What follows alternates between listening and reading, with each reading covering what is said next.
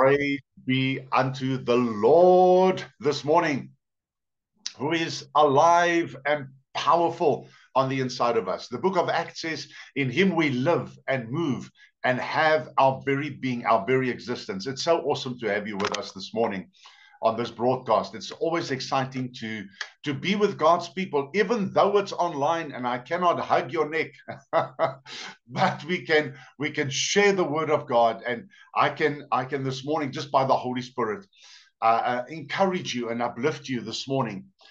It is a message that it's one of those where I'm not going to pull punches. It's supposed to be taught and preached the way that it is. This is not the kind of message that I can flower up and put a bit of fragrance on and not step on any toes and afterwards apologize and say, I'm sorry if I came across a bit hard.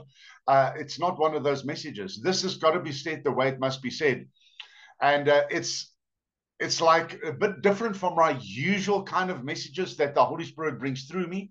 But this was pressing and pressing and pressing on my spirit. And it's important that we share it. Now, we in the ministry, when I say in the ministry, is what God had called us to. This is what we do. This is what we do for a living. We live this. We eat it. We teach it. We preach it. We ingest it. We digest it. We express it. And being then in full-time ministry for many, many years, the Lord, what he does is there's a different kind of prompting that the Holy Spirit does. When the messages that he gives us has to be delivered to God's people. So there are times that it's like, I always relate it to when you go to a restaurant and you have the chef there that prepares the meal for you the way that you like it. But in a town, the meat all comes from the same place, from the same abattoir. It's just the way that the chefs prepare it, that you go to that specific restaurant because that's the way you like to eat it. Now, many times we like the meat a little bit more minced up. Other times we want it more in chunks. Other times we want it in a whole full piece. Now, Paul the Apostle refers to this and he says, the time for drinking milk is over. Because he says, he speaks to the Corinthian church, he says, you should have been on solid meat a long time ago, but I'm still feeding you milk. Now, this message is for it's for the meat eaters this morning, okay? And it's going to be a bit of a buffet. This thing about deception, and so many pastors speaking about this worldwide, I actually want to say it's one of the most prominent messages that I have heard from very various ministries across the globe, and for rightful reasons, because that's the way the Holy Spirit is moving and telling us to do this. So there can never be an excuse from God's people to say, but we didn't know, because you have everything to your availability. You have the Father, you have the Son, you have the Holy Spirit, you have the Scriptures, and you've got apostles, prophets, evangelists, pastors, and teachers in the body of Christ for the equipping of the saints and the work of the ministry, till we all come into the unity of the faith and the oneness in the body of Christ, because that is what he desires, is for us to be one. And right at the outset, I want to say, and this morning I was thinking about it a lot and speaking to the Lord about this. These are not always easy prophetic words to give, just like Jeremiah, where God says, you speak it the way it is, and don't you be afraid of their faces. And the word that I have, even as I go into the message this morning, is that I believe in what I'm seeing in the Spirit, that some of the greatest divisions that we have seen in the kingdom of God, in the body of Christ, are believers, listen to this, who have started believing a different thing to what they originally received, and have gone astray and are in deception, but they believe this to be true because they believe they've now grown and advanced into believing this, which is in a sense extra biblical revelation. They're believing this, but they are completely deceived, and they believe it to be the truth. I believe that that divide and division, it's going to be one of the biggest we've seen. So the remnant, the ones who say, we are going to believe what the word of God says and what we originally believed, the word that got us into the place where we are right now, ushering us into the kingdom of God, is the word that we believed initially. Paul talks about this throughout his letters. We are still holding to that same truth, and we're not going to let it go. I want to give you an example. Many, many years ago, this was in the 80s. This was about the mid-80s, where we were involved in a ministry, a large ministry, and we were involved in various aspects of that particular ministry. At that time, I was the youngest elder that was appointed by the church leadership. And they did that because of not my chronological age, my biological age, but because of the way the Lord had advanced me in things and the study of the scriptures and so forth. So they appointed me as an elder. But I loved to just stand at the door and greet the people on a Sunday morning. And I did that. I would go and stand there and just also greet the people coming in and pat them on the shoulder and good to see you. And the one Sunday morning, a man came into the fellowship. He walked through the door and we greeted him. And as I shook his hand, as I took his hand to greet him, as I held his hand in that greeting moment, the Holy Spirit, the words I'm going to say to you now, and the clarity by the words that you are going to hear is the way I heard it from the Holy Spirit when he said, he is a fox. I was a bit jolted on the inside of me. He is a fox. Just that's all he said. It was a visitor to the church. And then what happened is he came on a regular basis. Now, that stuck with me on the inside. I didn't say anything to anybody. Started fellowshipping. And it wasn't long where this man started working his way up into strong fellowship with the pastors of that particular church. It so happened that he was a business person, and he was very well set in business. And he went into starting to make a deal with the pastors that we didn't know about, because he spoke to the pastors. We were the elders, and then he spoke to them and started putting a plan forward and so forth and so on. And then eventually they got the leadership together and they shared it with us. And I remembered those words. I still didn't say anything. It was about 4 months later where the pastor called a leadership meeting and he said, guys, I just want to share with you, this is what has happened. This man that came in that we actually fellowshiped with and started talking to, and we were going to actually make this deal about another building and this and that, the other. We just want to say that we cannot walk with this man any longer because it was a plan of deception. Now I'm sitting there, and this is our senior pastor that is sharing this, and I'm sitting there and I'm going, Lord, but you told me that the moment you walked into the church. So what did I have to do? And I knew I was in trouble.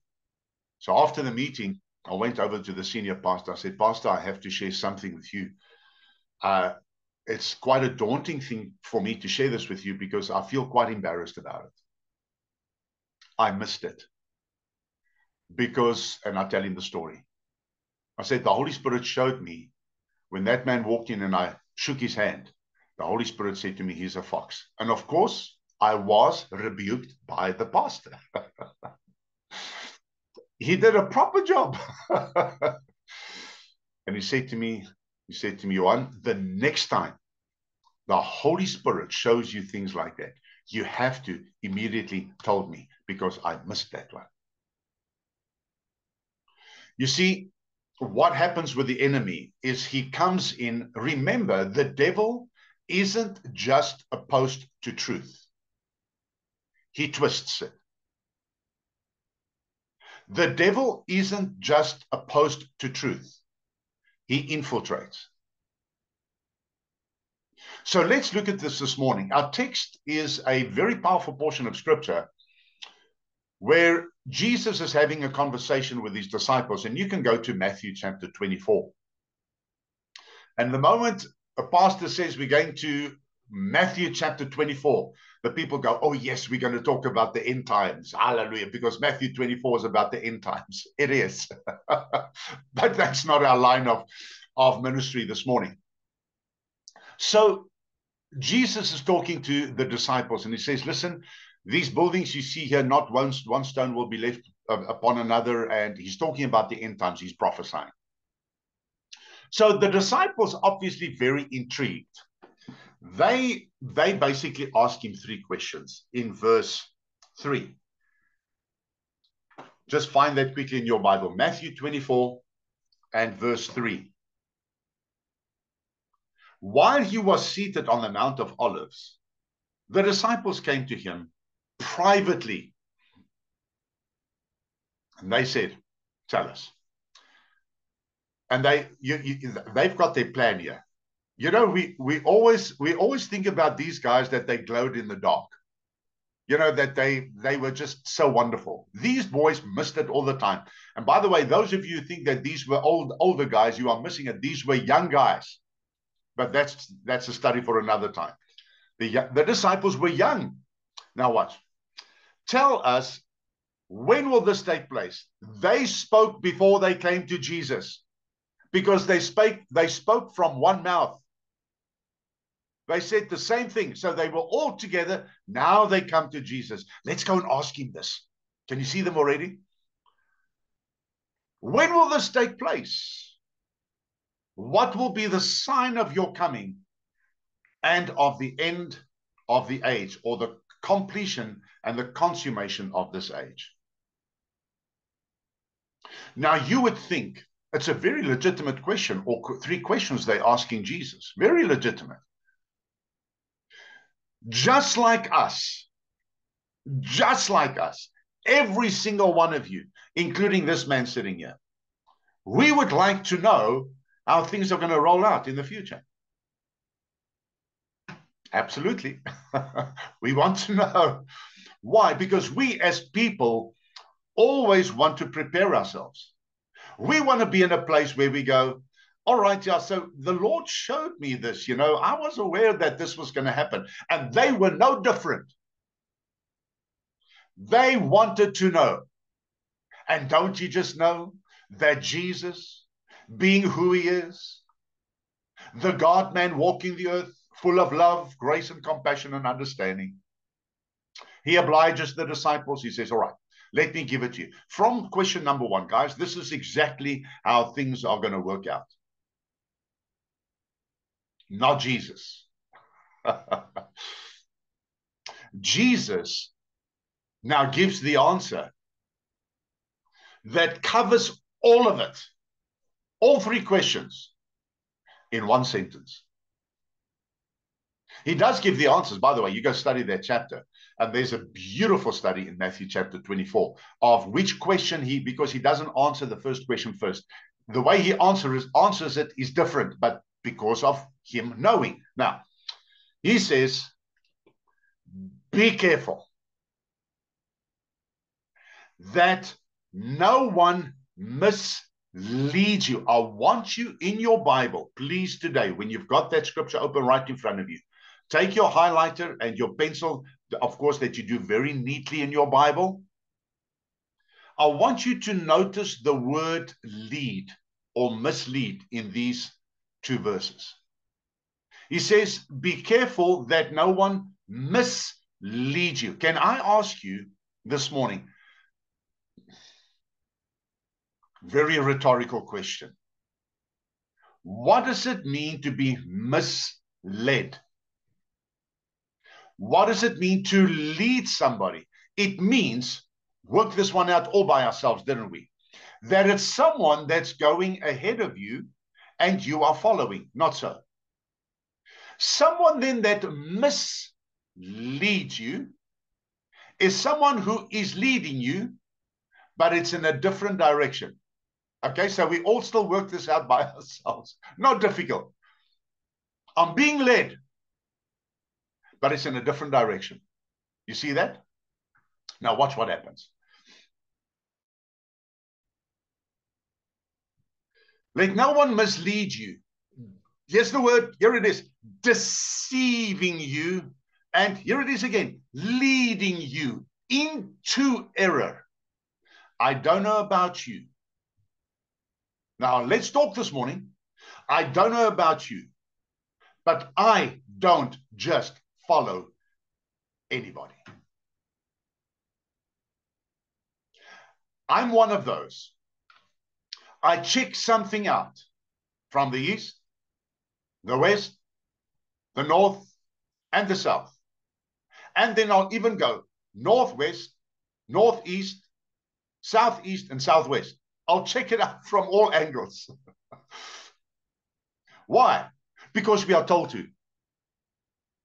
We are told throughout the scriptures, in the New Covenant, in the New Testament, we are told throughout by the Apostle Paul, be alert. Wees wyd wakker. Waar wyd wakker is die mooi Afrikaans. For many, not a couple, will come in on the strength of my name. Now that's, yes, this is where it becomes very serious. How do they deceive? They use the name. Remember the book of Acts? The sons of Sceva, they saw Paul the apostle casting out demons, and they thought, we can actually do this. We can actually make some money from this. This can be a good business. Woo, it's a big mistake. All we have to do is like that name that they are using. That's the key. That name that he is praying in. Let's just use it. The name that is above all names. Philippians chapter 2. And they get hold of this demoniac. And they say to him, we adjure you in the name of Jesus, the one that Paul preaches. You see, they wanted to add a little bit of authenticity with it by saying, it's the one that Paul preaches, just in case you demons are confused. It's the one that Paul preaches. We adjure you in that name. This demon turned, well, he was full of them. One of them turned around and said, Paul, we know. Can I just dramatize it a little bit? Would you mind? I like to do this. It's for effect. Paul, I know. And Jesus, I know. But who are you? You know what happened? They hurt those boys badly. You see, here it says, but they come on the strength of my name. They appropriate the name which belongs to me, Jesus is saying, I am the Christ, the Messiah, and they will, here's that word again, they will lead many astray. I want to emphasize again what I just said. You cannot be led astray. If you are solid, strong, settled, secure on the one and only true foundation that there is, and it is Jesus Christ, the Messiah himself. For no other foundation can anyone lay than that one which is already laid, which is Jesus Christ, the Messiah. No other foundation. Nothing else. Nothing else is going to work. Because people will constantly bring in their own little pet doctrines. But you may say to me now, because I looked at that scripture again and I thought about it myself. Because Jesus there says, but many will come in my name and they will deceive many. saying, I am the Christ, I'm the Messiah. And you may say to me, but that's never happened to me. I haven't had a situation where somebody said to me, but I am the Christ, I'm the Messiah, you must follow me. Obviously, that's very easy to detect. We're not going to follow some whackhead that's walking around, walking in Jerusalem garments with Jerusalem sandals and saying, I am Christ the Messiah. We're not going to fall for it. There's no way. And the enemy knows it. Yet, yes, I know what you are saying. I know there are those who will be deceived by it. But I can tell you right now, they've got no grounding whatsoever. They've got no solid base on which they're standing. They are those that are fluttering all over the place. No ground, no sustenance, no substance even. Then how does he do it? Watch this. He comes in with doctrines that sounds so good. And I'm going to say this, and I'm going to say it as it is. He comes in with doctrines that makes people believe that they can be elevated above what they have been authorized to do. And you're going to see just now what I mean by that. I don't want to jump ahead of myself because I'm going to talk about that. There's a big deception. It's been in the church for years. We've seen it, noticed it, we've discerned it. I've watched it play out, and I've never not been amazed of how people get so deceived with that particular thing. We're going to get to it. So you're going to have to hold on there. You're going to have to hold on for that one. So what happens? The moment there is a teaching that elevates the man and puts him on par with God, you've got a major problem. What did the devil do right in the beginning, at the outset? He knows that when you eat of that fruit, you will what? You will be like him. The moment you see a person, man or woman, in a place where they are self-elevated, self-positioned, they are self-deceived. And that deception will come out of their mouth and they will deceive others. I am amazed how many people who are still connected to cults. I'm talking about a man that gets up, he professes himself to be this guardian of the souls of mankind. He comes in with all of these deceptions, and all he does in that particular cult is that he rakes in the money.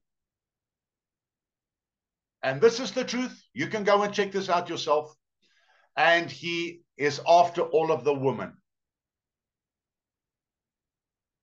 So the moment a person is self-elevated, self-positioned, self-appointed, these are usually the ones who have a lot of poise.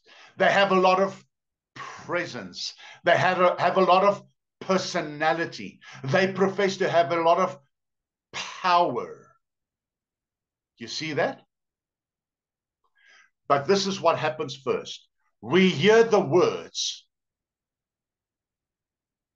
We listen to what is said, because that is what the word of God says in Timothy. You can go read it. In the last days, many will succumb to false doctrines, and it says doctrines of demons.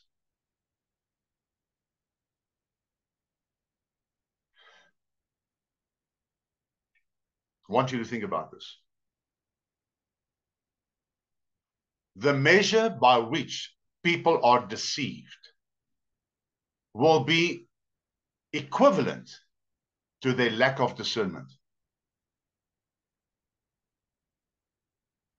I'll say it again. The measure by which people are deceived is equal to their lack of discernment. It is relational to their lack of discernment. In other words, to the measure that you are deceived, to that same measure, are you going to accept it? Because you've got no discernment. Deception, discernment, the two D words, they are exact opposites. Deception, discernment, because when you are in discernment, you will not be deceived. When you are deceived, it means you are lacking discernment. So the two, you must always see it. When there's something that's, it kind of looks right. And now listen to my wording, it kind of sounds right. It kind of smells right, but something's off. Check it out. And check it out again, because the Holy Spirit cannot lie. You know yourself, there are times that the Holy Spirit has on the inside of you let that little red alarm go off to say, this is deception. You didn't have scriptures at that time, but that's completely okay. The presence of the Holy Spirit in giving you discernment in your lack of the knowledge of the scriptures is going to help you get through to the place where you eventually acquire the knowledge of the scriptures to confirm and verify of what the Holy Spirit said originally. Don't ask me to repeat that. So there you have it. Where did this all start? Go to Isaiah 14. Isaiah 14, you can go again. I'm asking you always, please go check out what we teach, that what we teach is the truth. Now, I know it's talking about a physical king here, the king of Babylon. I have studied this scripture, I'm talking about for many, many years, and I have not changed my mind about the interpretation. And again, just before I preached this, when I prepared this message, I just went and checked it again to make sure that what I'm teaching is the truth. Scholars, and it's all that they do, is that they study the scriptures, and these people are deep, deep, deep, and then they go even deeper. When you go study this with the scholars, they will tell you, although this is referring to the king of Babylon, you will see it here. It's referring directly to Satan himself. Read with me. Verse 12 of Isaiah 14. How have you fallen from heaven, O light bringer and day star, son of the morning? How you have been cut down to the ground, you who weakened and laid low the nations, O blasphemous, satanic king of Babylon. And you said in your heart, I will ascend to heaven. I will exalt my throne above the stars of God. Can you see here? Self-appointment. What I just said. Self-elevation. Self-power. I will exalt my throne above the stars of God, referring to the angels. I will sit upon the mount of the assembly in the uttermost north. This is the throne of God. It doesn't stop there. I will ascend above the heights of the clouds. Then the next statement he made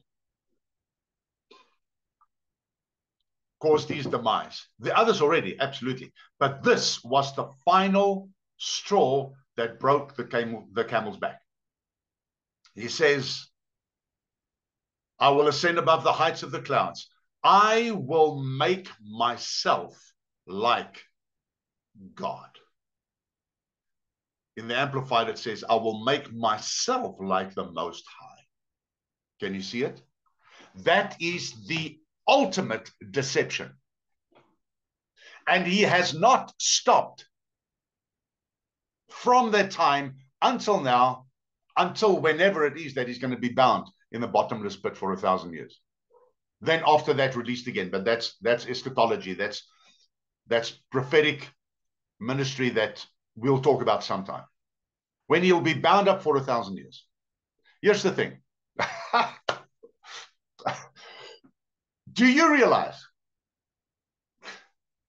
Let me go back there quickly.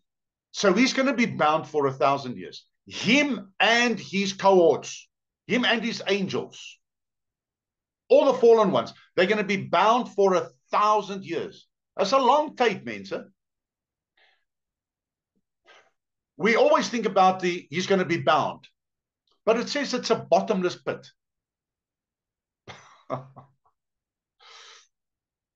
You never reach the bottom for 1,000 years.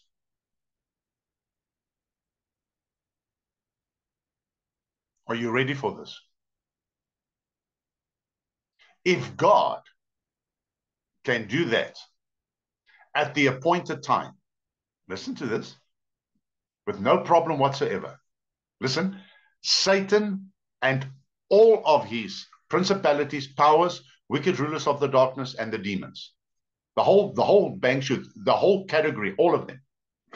If he can do it at the 1,000 years where they're going to be bound in that bottomless pit, is it a problem for God to do it now? Not at all. Then why is it that so many, unfortunately, believers believe that the devil has so much power that sometimes God wins and sometimes the devil wins. Sometimes God wins and sometimes the devil wins. Are you kidding me right now? There is no comparison. He's not the opposite of God. You've heard me teach this before. He's the opposition of God. There's no comparison. He's a created fallen being. Yet, look what he does. It says here in verse 15, yet you shall be brought down to Sheol, to Hades, to the innermost recesses of the pit, the region of the dead. Those who see you will gaze at you and consider this, saying, is this the one who made the earth tremble, who shook kingdoms, who made the world like a wilderness and overthrew its citizens, who would not permit his prisoners to return home? Is this him? Why is it then that so many are deceived? Pastor Jack Hibbs, a good friend of mine, told me this recently. She said she was watching this thing with Pastor Jack Hibbs, where he stood in front of his congregation. And he said, it's your fault. Large church, huge ministry overseas. Please listen to his messages. He knows what he's talking about. It's safe to listen to all of his preaching. Pastor Jack Hibbs and his wife.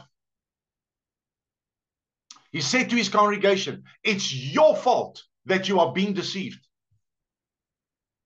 Because how much time do we spend in the word? The measure by which your intake of the word is transforming your mind into believing what it is to be the truth. The measure by which you are taking in the truth of God's word, to that same measure will you overcome deception. It's the lack of the knowledge of the word that is causing God's people to be deceived. And we cannot always be with you all over the place to watch over you. You have to do this. But can we, just message you if we're not sure? Absolutely. I've made myself available for that. But I have said to you, please be aware, I cannot always answer messages immediately. If I don't know the answer, I will look for it because it's something that you've asked legitimately.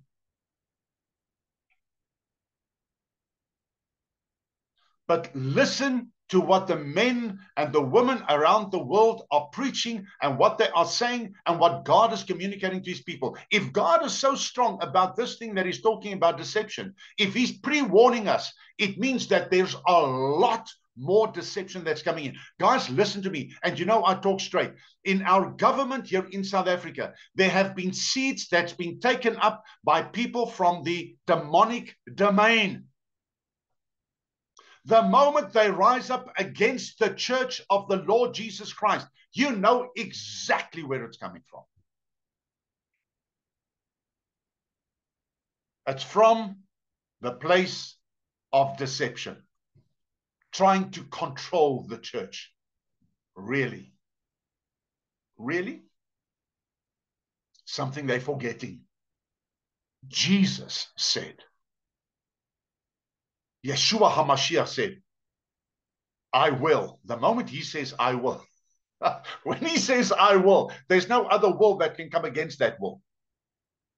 I will build my church, and the domain of darkness, the gates of Hades, hell itself, shall not prevail against it.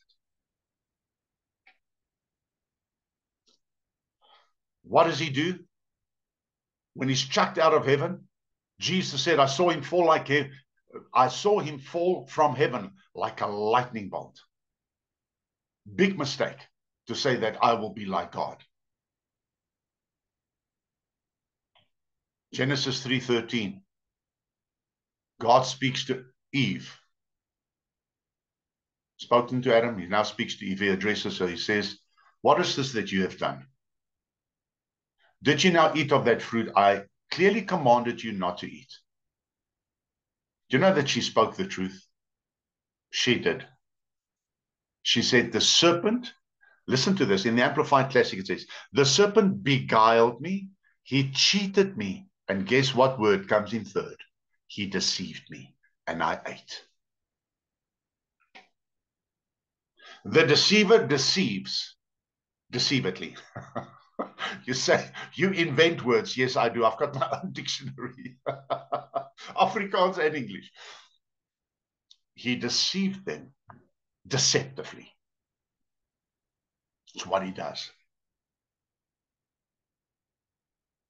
There's a story that I tell, just a little kiddie story with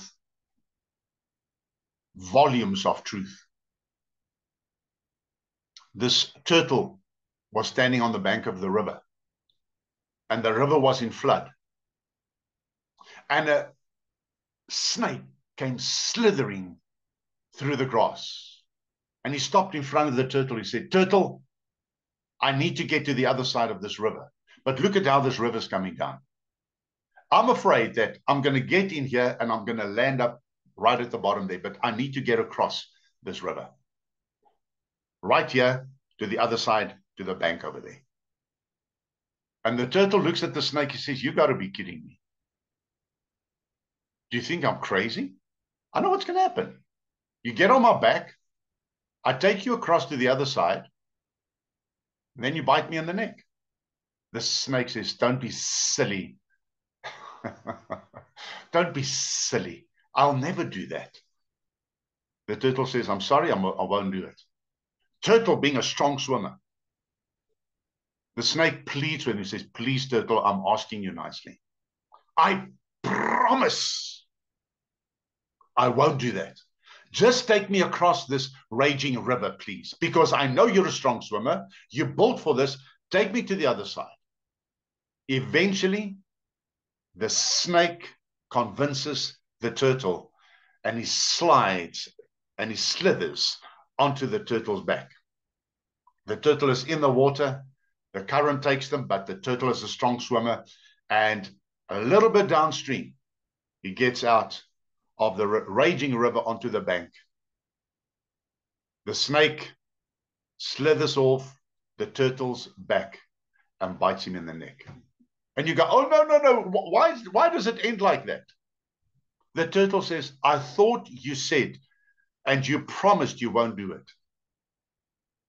And the snake stopped for a moment. He turned around and looked at the turtle and he said, I couldn't help it. It's my nature.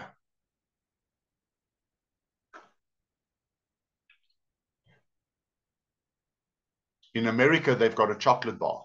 This I heard many years ago.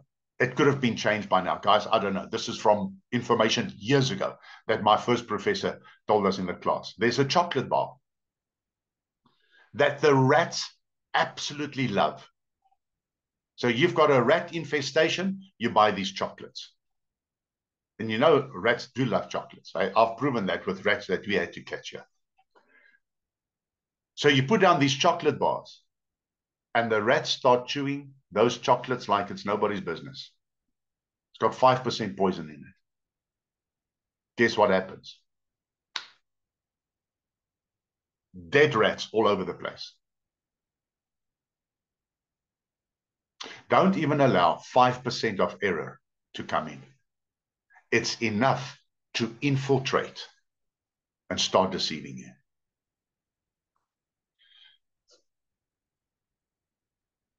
My time is up. I'm going to start wrapping it up. What are the things that the enemy deceives people with the most? I'm going to mention them. Unfortunately, I can't preach them because of our time. Number one that he always attacks is the identity of the Trinity. You can be rest assured, the moment the nature of the Father, the completed work of Christ and his resurrection from the dead, and the ministry of the Holy Spirit, the moment those three are attacked, you know what you're dealing with. You are dealing with a deceiver. I wish I could preach that right now. The identity of the Father, or the heart of the Father, the person that he is, in the finished work of Jesus and the ministry of the Holy Spirit. So those three things is what he constantly attacks and deceives people with. That's the first one. The second one is the authenticity of the scriptures. To say, but don't you know the Bible was written by men, and there are contradictions in the Bible. It's amazing how many people will say to you, yeah, but the Bible contradicts itself. Then ask them to show you and give you references. And you'll see the times where people say the Bible contradicts itself is because there are different timelines, different authors that sort from different viewpoints, but it all coincides. I put a thing on WhatsApp on my status this past week of all the crossing lines of the revelations of the Word of God where it confirms itself. It is the miracle book, but it's attacked. It's questioned. Don't you ever question the scriptures.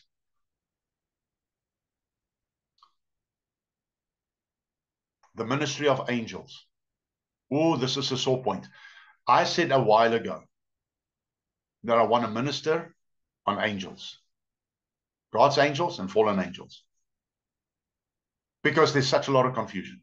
Here it is. Angels do not proclaim the gospel of Christ. They don't. They are announcers. They are helpers. They are there to protect, to help, to guide. They do not preach the gospel. Listen to a pastor, just a clip that I saw recently on social media where the ministry is advertised, where he was standing and he was looking at a lady and he said, my angel is telling me right now that the problem that you have there in your body on the side there is such and such and such and such. My angel is telling me. I want to ask you, what happened to the Holy Spirit? The Holy Spirit knows everything. It's the gifts of the Spirit. It's mentioned in 1 Corinthians chapter 12. There are 9 of them divided into 3 categories. It's the gift of the word of knowledge, the gift of the word of wisdom, and discerning of spirits. The gift of the word of wisdom, the gift of the word of knowledge is what reveals to you in the spirit what you need to do in the natural. It's not angels. That's where people get deceived.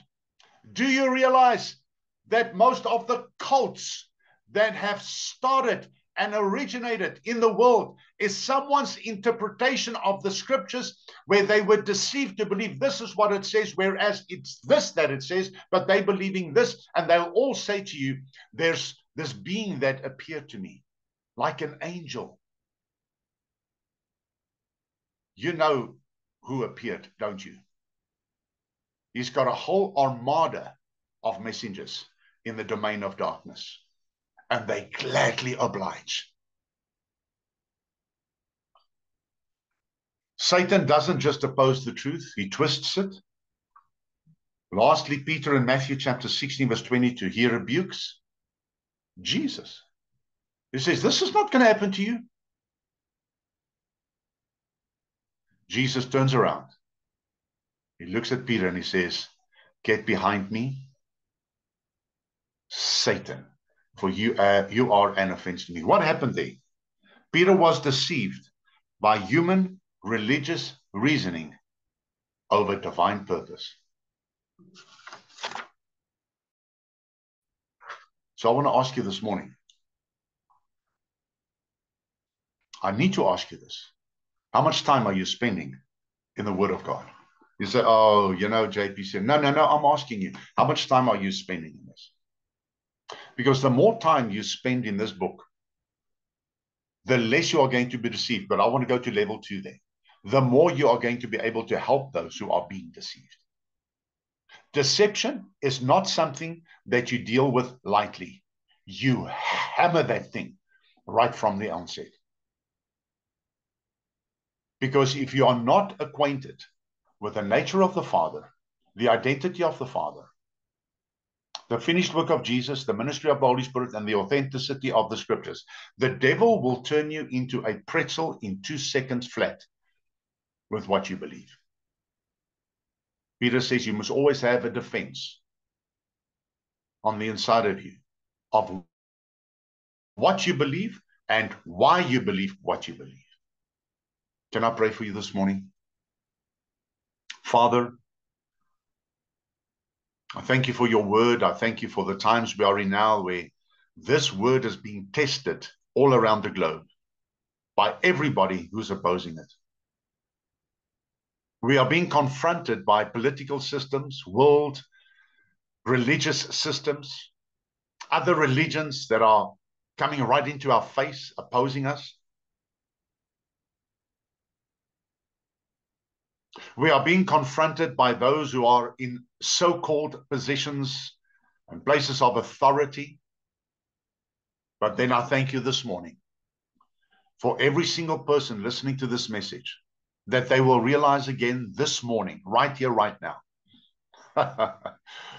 we are more than conquerors through Christ who loved us and gave himself for us. Thank you, Jesus. You said in Matthew 28, all authority, exousia, has been given unto me, both in heaven and in earth. Now you go. I thank you, Father, that each and every single one of us online this morning, all of us listening to this message, have the knowing, the understanding, Father, the uplifting on the inside of us this morning, that we carry authority in the Spirit. When anything comes from the dark side, we will oppose it. We will refuse to watch anything, Father, where the works of darkness are prevalent and prominent and active. We will guard our minds against what the enemy is throwing at us. We will stand, and having done all to stand, we shall stand. With helmet of salvation, the breastplate of righteousness, the shield of faith, the belt of truth, our feet shod with the preparation of the gospel of peace, and the sword which the Holy Spirit wields. We stand, and having done all to stand, we stand. We give you praise, Father. We give you honor, Jesus. We give you such respect, Holy Spirit, for you to have your rightful place in our hearts, to lead us, guide us, instruct us, and teach us in Jesus' name. And we all said, Amen.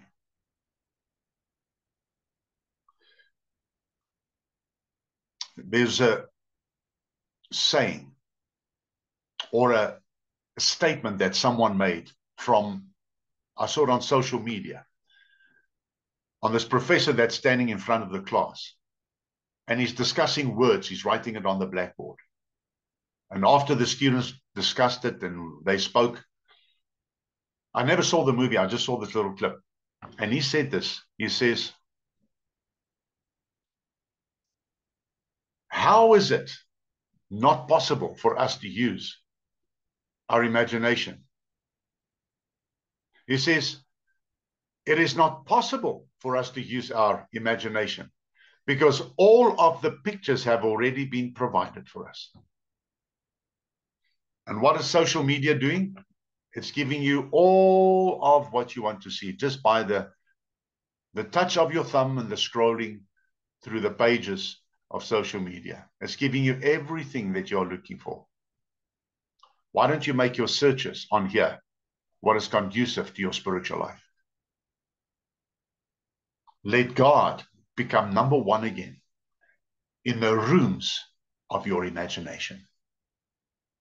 The Lord bless you and keep you. The Lord make his face to shine upon you, be gracious unto you. The Lord lift up his countenance upon you and give you peace. Love you guys. You are valuable and precious. Stay close to God. See you again tonight online at 7 o'clock. God bless.